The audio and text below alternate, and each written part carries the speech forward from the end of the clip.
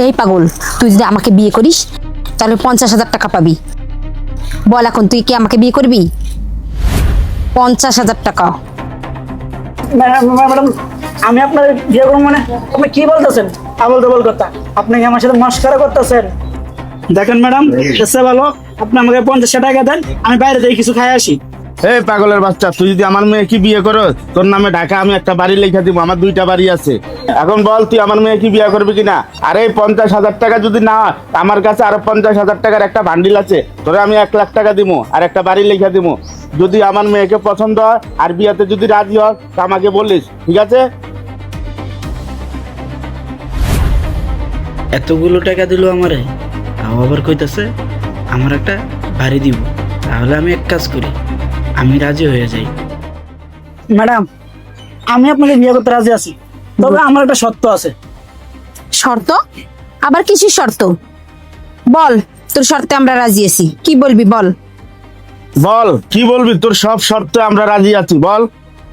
আমার শর্ত হলো আমার হাতে কোনো খারাপ কাজ করাতে পারবেন না। আচ্ছা, তোকে দিয়ে কোনো খারাপ কাজ করাবো না। এই পোশাকে তো তোকে যাওয়া যাবে না, তুই দাঁড়া, আমি তোর জন্য পোশাক নিয়ে আসতেছি। এই নে, এই ব্যাগে পোশাক আছে, চালু করে পরে আয়। আচ্ছা ঠিক আছে ম্যাডাম, একটু দাঁড়ান। ম্যাডাম দেখেন তো ঠিক আছে কিনা। একদম ঠিক আছে, চলো আমার সাথে। কি ব্যাপার, তোমরা চলে আসছো? আরে এই লোকটা কি?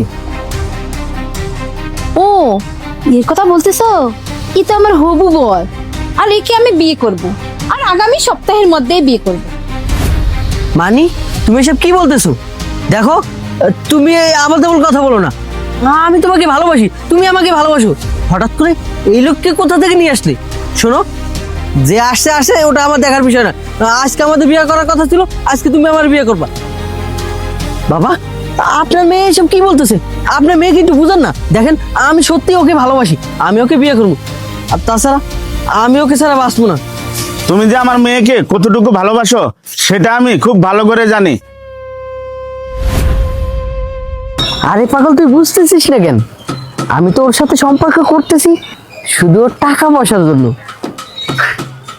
ওর টাকা পয়সা খাওয়া শেষ, তারপরে বিদায়। এখন শুধু একটা টার্গেটই আছি, ওর বাবার একটা বাড়ি লিখে নেওয়ার জন্য। হ্যাঁ হ্যাঁ, আচ্ছা ঠিক আছে, ও আবার চলে আসবে। আচ্ছা রাখ, তোর সাথে পরে কথা হবে। এইবার বুঝতে পেরেছো তোমার সাথে আমার মেয়েকে কেন বিয়ে দিব না? তোমার সাথে আমার মেয়েকে বিয়ে দেওয়ার থেকে একটা ফকিরের কাছে বিয়ে দেওয়া অনেক ভালো। তুমি খুব লোভী।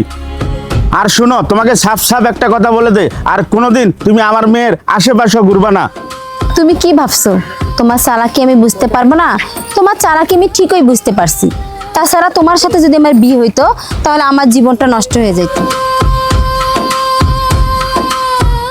কি ব্যাপার, তুমি ওখানে এখানে নির্লজ্জের মতো দাঁড়িয়ে আছো? আমার মেয়ে তোমাকে কি বলছে তুমি বুঝতে পেরেছো? যাও এখান থেকে।